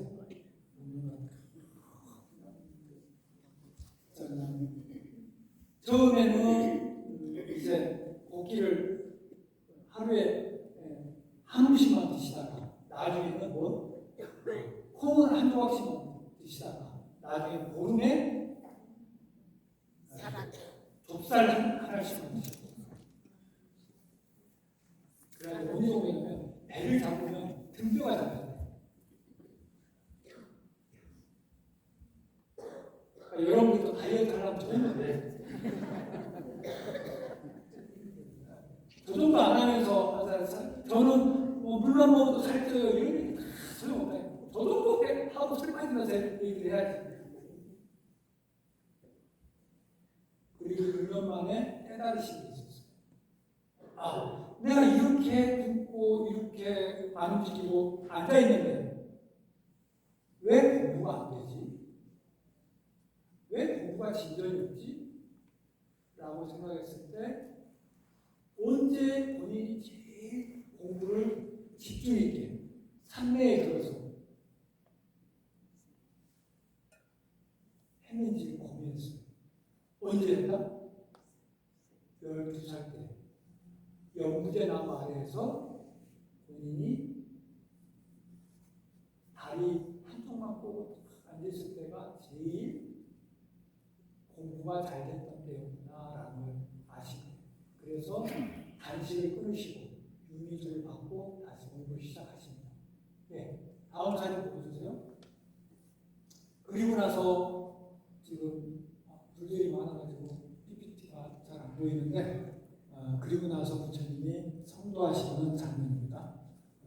이제 북방에서는 부처님이 깨달으려고 할 때 마왕이 깜짝 놀라가지고 그 간첩들 보내요. 간첩계 중에서 제일 무서운 지약이 무슨 지약? 제일 무섭진 않고 그래도 그 중에 하나인데 간첩을 보내는데 3명의 진선미 이렇게 보내요. 마왕봉에 와 그래가지고 부처님하고 막 춤을 춰 막 이런 거예요. 자, 이쁜 여자들이 제일 무서워하는 게 뭐예요? 무관심? 여자들이 제일 무서워하는 게 뭐예요? 여러분들이 잘 모르세요. 본인이 여자면서 자기가 뭘 제일 무서워하는지 모르는 거예요.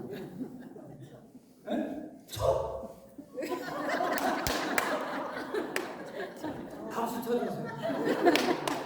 제가 지금까지 들은 답 중에 제일 엉뚱한 답이었어요. 아, 여자가 제일 그래도 보살님은 내가 도망치니까 참으시고 아, 이거 보살님 죄송합니다. 여자가 제일 무서워하는 건 뭐냐면 거울이에요. 여러분들은 아직 못 느끼시는데 거울을 본 순간 어느 날 뭐가 보이기 시작해. 짜증 대박이야. 하다못해 물어보잖아. 거울하고 나하고 누가 제일 재밌는데? 참이요! 이러고 돌아버리는 거지.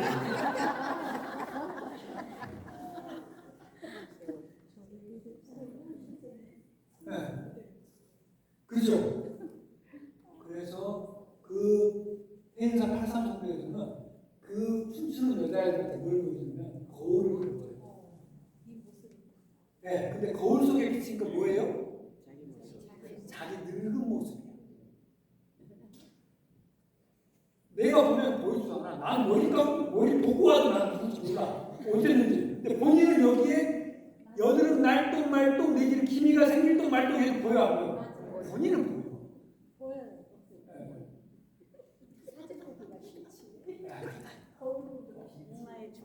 항상 사진은 실물보다 못한 것 같잖아. 자기 사진.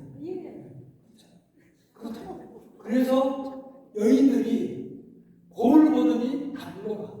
마음까지 다 도망갔어.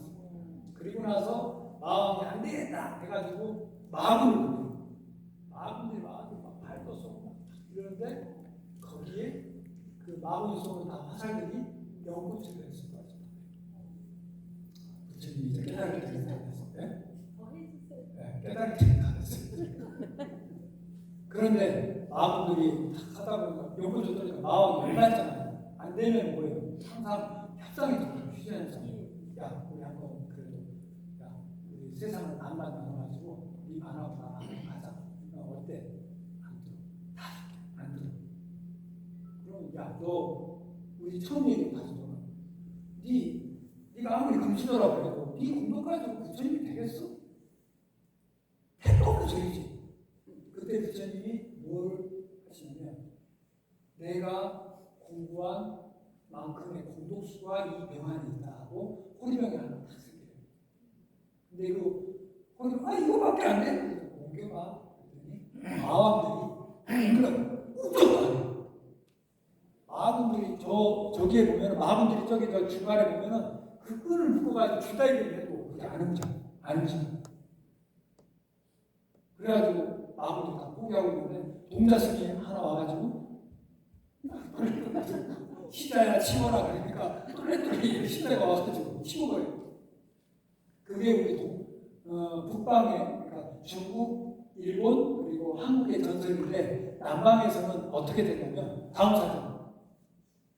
그다음에 또 또란이라고 하는 그쪽에서는 이제 수학마선인데 태국이나 라오스나 캄보디아 가면은 길가 로타리 같은 데 보면 여자가 머리카락이 길게 해가지고 이렇게 있는 데가 있어요. 보면은 그 머리카락에서 희한하게도 그 물이 나와요. 이게 뭐냐면 부처님이 손가락 하나로 이렇게 하면서 땅을 가리켜요. 내가 지난 생, 무수한 많은 생을 닦은 피와 눈물에 그리고 땀의 공덕이 이 땅에 다 적셔져 있다. 그것을 지신이 증명해 준 것이다. 그 지신이 딱 나와요. 그 지신이 저기 허리 이렇게 확 틀면서 그냥 섹시하게 탁 머리 잡고 있는 거예요. 지신은 따님이에요. 아들은 하늘님, 그래 아들님이고 딸은 따님. 그래서 땅의 상징이에요. 그래서 지신이 나와서 부처님이 지난 생에 지은 공덕을 제가 보여주기 위해서 공덕수를 쫙 짜는 거예요. 그 공덕수가 팔팔팔팔 넘쳐가지고 홍수가 나가지고 마음을 다 쓸어버려요. 그게 남방이 졌어요. 북방에서는 지모신이 여자니까 감히 여자가 딸 주제 그래서 남자를 바꿔버려. 그리고 아예 없애버려. 근데 남방에서는 아직까지 저럽니다. 그래서 남방의 불지자들은 아직도 예불을 보고 난 다음에 그 물을 부어요. 계속 이렇게 공독수로. 그리고 그 공독수를 땅에다 부어요. 그래서 자기의 공독수를 부처님이 자기가 깨달을 때 될 때 부처님과 똑같이 지신이 증명하는 거예요. 아름답죠. 스님들은 요즘에 어떻게 하냐면 바로 공양할 때 바로를 닦은 물을 땅에다 이렇게 부어줘요. 깨끗하게 해서. 우리가 다 먹는 부으라고. 그 노루었을 때 버리면 안 돼서 먹인 거지. 네. 원래는 깨끗하게 온 것과 똑같이 깨끗한 상태로 돌려보내요. 그래서 담당이나 선원 앞에 가면 이렇게 천화 밑에 그 용꽃 모양으로 만들어놓은 바로 폐수물을 버리는 곳이 따로 있어요. 여러분들처럼 하수구에 음식을 쓰레기랑 같이 버리는 게 아니고. 아시죠? 네. 다음 사진. 그래서 부처님이 깨달으셨어요. 그래서 우리나라 세계에 3대 부처님이 있으신데 아까 보여드렸던 고행산, 파키스탄 라오르에 있는 고행산과 그 다음에 경주 토암산 석굴암에 있는 부처님. 저 손가락 보세요. 손가락 하나가 약간 들리죠, 검지가. 그게 뭐예요? 왜? 땅을 가리켜야 돼요. 명품은 뭐에 있어요? 지폐에 있어요. 그냥 돈이랑 이렇게 손가락 아시죠? 그 작품, 그 마음을 지모신이 공덕을 증명하는 것을 다 포착한 모습이에요. 아름답죠? 네. 자, 다음 사진. 네. 그리고 나서 부처님께서 이제 내가 세상에 법률을 불려야 되겠다. 법을 지어야 되겠다. 라고 소원을 세우시고 법문하는 장면입니다. 사르나트라고 하는 녹야원의 박물관, 사르나트 박물관에 있는 제가 아까 말씀드렸던 세계 3대 걸작 부처님 상 중에 마지막 부처님. 네, 진짜 아름답죠? 36세 청년의 나이. 완전히 아이돌이에요, 아이돌. 그래서 법률을 이렇게 불린다고 하는 설법인을 하고 계세요. 네. 다음 사진. 네, 부처님의 이야기 중에 가장 중요한 건 사실은 어떻게 깨달았냐보다 그럼 깨달으면 뭐예요? 깨달으면 뭐 할 건데? 깨달으면 뭐 할 건데? 네? 깨달으면 뭐 할 건데? 스님이 깨달으면 뭐 할 건데? 네? 스님이 깨달으면 설법하면 뭐 할 건데? 설법해서 뭐 할 건데? 무슨 다단계요?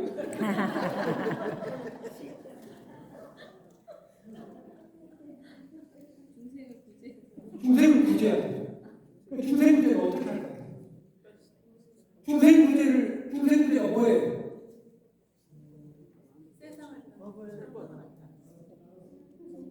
여러분들이 기본교육자라는 게 참 다행입니다.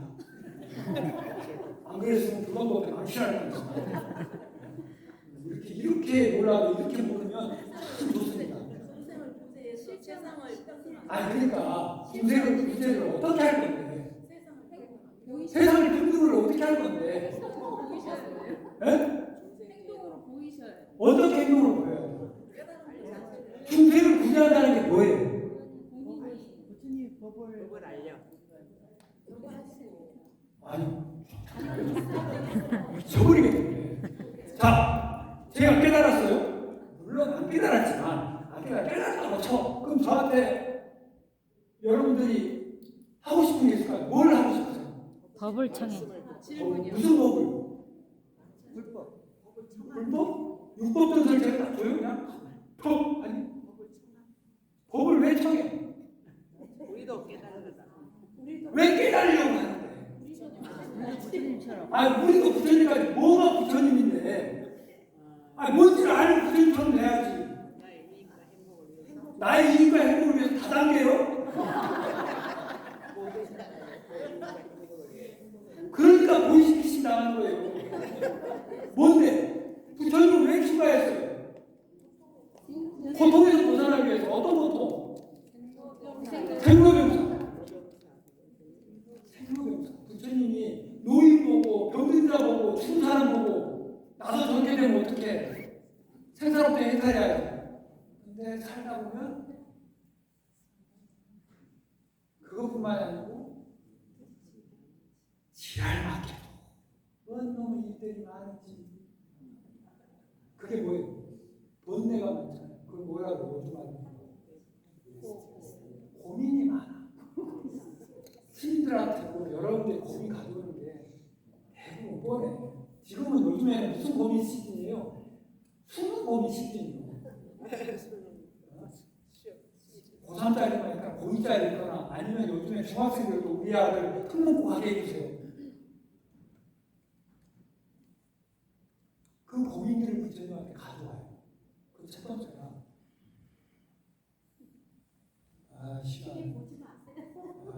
시간은 맞춰줘야죠. 제일 좋은 강의가 정강입니다. 정강.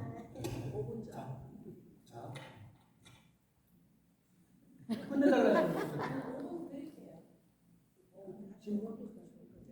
이게 제일 중요한 얘기인데 그냥 어차피 하다 말리면 안 하는 게 나을 것 같아요. 아니야, 하셔. 자, 이럴 줄 알았어. 부처님 제자 중에 어떤 놈이 안 했습니까? 어떤 놈이라고 하는데 어떤 분이시냐면 아버지가 먼저 돌아가셨어요. 그래서 아버지 유언을 따라서 아버지가 제일 존경하는 친구, 요즘으로 따지면 일타강사한테 보내요. 거기 가면 무조건 최고의 엘리트 코스기도 하고 최고의 수행자가 되기도 하고 최고의 수행자가 됐기 때문에 깨닫기도 편하다고 했어. 거기서 열심히 문무를 다 경비했어. 근데 일타강사다 보니까 뭐가 많아? 돈이 많아. 그 다음에 첩을 뒀어. 첩 중에 하나가 젊은 첩이 좋았어. 아까 얘기했죠. 세상에 제일 무서운 여자는. 근데 첩이 일타강사지만 나이가 많은 사람한테는 만족을 못해. 근데 일타강사가 다른 데 출장을 갔어요. 그러니까 제자 중에서 제일 잘생기고 똑똑한 애를 유혹을 해. 걔 이름이 아임사였어. 그 아임사가 인도말을 하면 뭐냐면 불살생이에요. 불살생. 근데 공부 잘하고 수리자인 아임사가 그 유혹에 넘어가는 거야. 안 넘어가요. 안 넘어가면 여자는 뭐에 상처를 받아. 유혹을 했는데 안 넘어갔어. 뭐에 상처를 받아. 거기다가 저 수리자가 돌아온 남편한테 유혹에다 이러면 어떡하지? 라고 해서 이건 빨리 배치를 해야지. 첩들이 죄송합니다. 첩들이 어지간히 장모리가 있고 그래서 어떻게 하냐면 옷을 좀 찢고 여기에 좀 상체기 하나 내고 난 다음에 남편이 올 때 맞춰서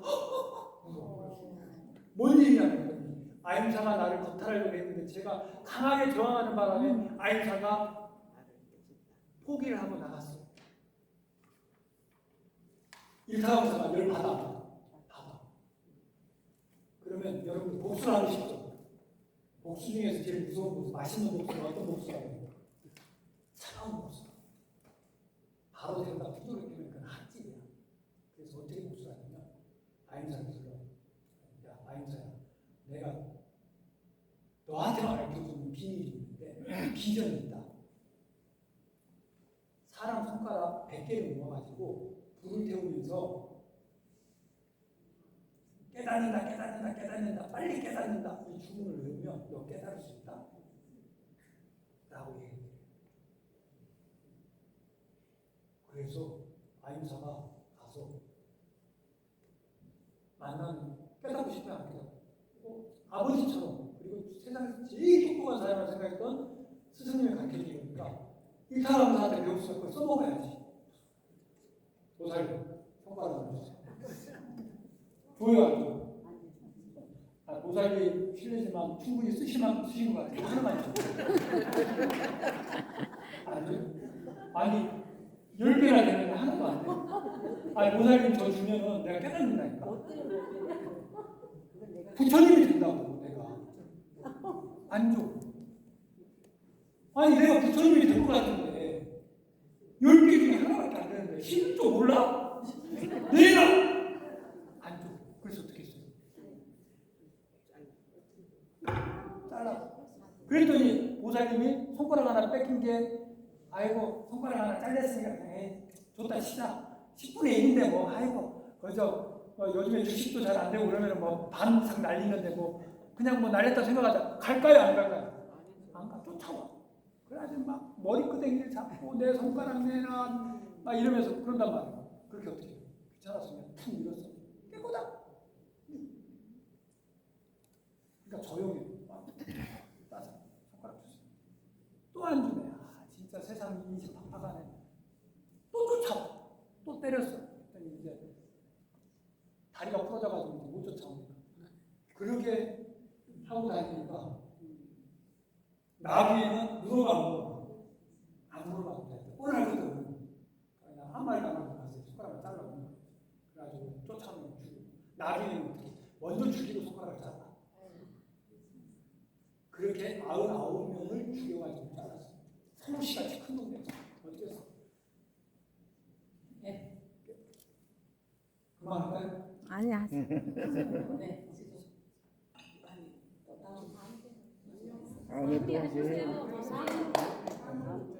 마무리만 할게요. 지금 자, 저한테 그러면 35분까지만 할게요. 네. 35분까지. 괜찮을까요? 35분까지. 그리고 난 다음에 경찰들도 잡을 수 없어. 무술이거나 쉽지만 동해부터 세번째. 근데 딱 그래서 개업을 선포하고 나서 다 사람들 나와서 성행금지까지 다 했어요. 그래가지고 사람이 한 명도 안 보여요. 그때 아임사를 만나러 그 아임사가 불살생이었는데 별명이 뭐로 바뀌었냐면 앙골리마나 99개의 목걸이를 손가락 목걸이를 하고 다니는 놈. 그래서 앙골리마나로 바뀌어 있었어요. 앙골리마나를 찾아나서 사람이 하나 있었어요. 누구게? 앙골리마나의 엄마가.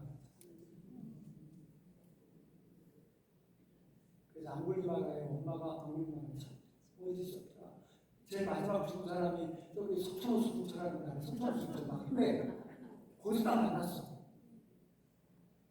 그래서 딱 보니까 어우 100개째 이제 드디어 다 됐다 하고 딱 보세요. 벌써 머리끄댕이 다 맞죠? 저기 좀 보세요. 칼 들고 있잖아요. 머리끄댕이 다 맞죠? 죽일 태세야. 눈을 보고 엄마가 보여 안 보여? 엄마는 안 보여. 손가락만 보여. 난 손가락만 봐. 그때 누가 나타나? 부처님 뒤에서 안 물리 말아요. 이 정도 목소리 안 되지? 진짜 아름다운 목소리. 부처님 목소리는 술 취한 코끼리도 정신이 벌떡 날 정도로 아름다운 목소리입니다. 그래서 부처님 목소리를 원이라고 해요. 그래서 원불교 방송국 이름이 원은 방송국이에요.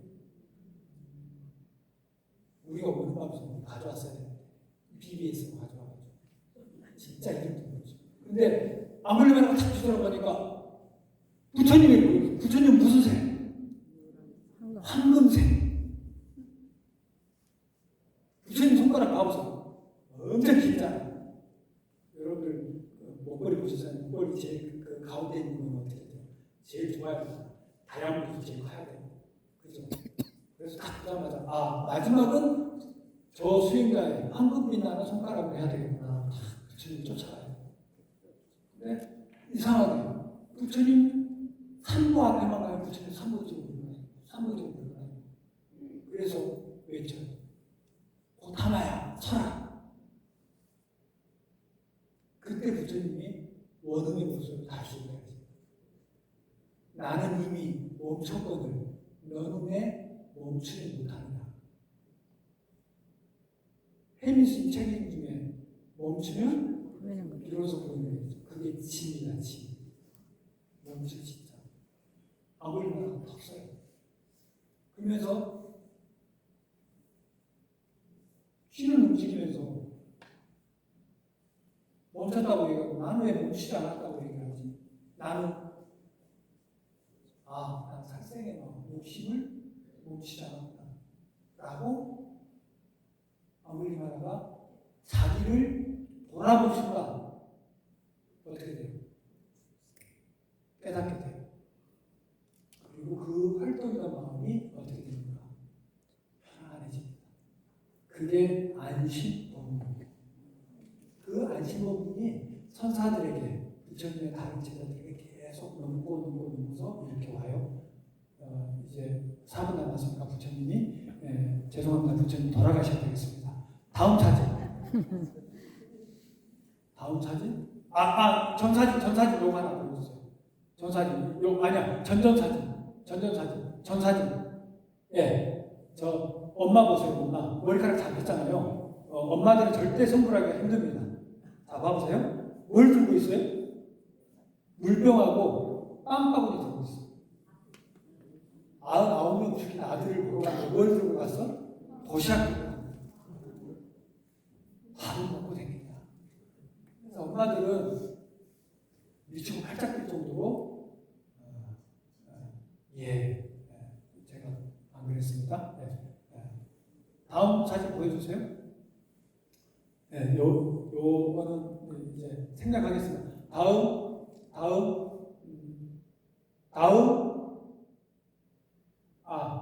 그 전 사진만 하나 보여주세요. 요것만 설명드릴게요. 예수님은 나사로라고 하는 죽은 지 나흘 된 친구를 살려줍니다. 자기가 원래부터 알고 있었던 친한 친구였어요. 근데 부처님한테 기사고탐이라고 하는 사람이 자기 아들을 데리고 와요. 좀 허렇게 지금 누워있는 아들이죠. 지금 벌써 썩기 시작했어. 근데 부처님 뭐라고 해요? 아들을 살려주면 나사로야 일어나라 라고 한 게 아니라 뭐라고 얘기해요? 여러분들 잘 알고 있는 게 있어요. 다른 데 가서 겨자씨 한 푼만 한 알만 가져와요. 우리로 따지면 그냥 미원 같은 거예요. 다시마 같은 거. 집집마다 없는 집이 없어. 인도에는. 근데 그 구해야 돼요. 못 구해요. 조건이 하나 붙었거든. 어떤 조건? 죽은 사람이 없는 집에 가서 겨자씨를 구해요.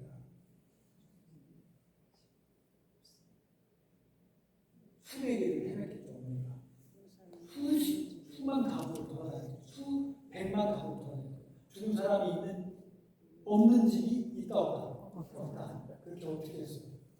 다시 부처님께 돌아올 때는 기사고탐이가 아들 화장을 하고 나서 얼굴이 뭐예요? 안심이 된 상태로 와요. 그래서 부처님이 보자마자 자라구나 비문이야 라고 하는 순간 머리가 깎여지고 유니폼이 입혀졌다는 얘기입니다. 자, 부처님은 당신이 바라는 것을 해준 게 아니라 당신의 욕심을 채워준 게 아니라 당신에게 필요한 것을 깨닫게 해주시고, 그죠? 당신의 욕심을 채워준 게 아니라 당신의 집착을 놓게 해주시는 거예요.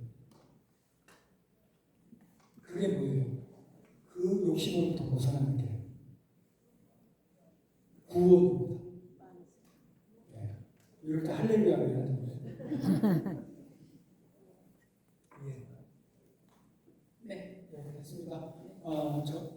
여기까지 하겠습니다. 더 하면은 한도 끝도 없으니까 직원도 많이 생각했지만 다음에 혹시라도 기회가 되면 더 해드리도록 하고, 기회가 없으면 여러분들이 이제부터는 여러분들이 뭘 해야 된다? 공부를 해야 된다. 철이 들려면 뭘 해야 된다? 결혼을 하는 게 아니고 뭘 해야 된다? 공부를 해야 된다. 오늘 여기까지 말씀드리도록 하겠습니다. 감사합니다.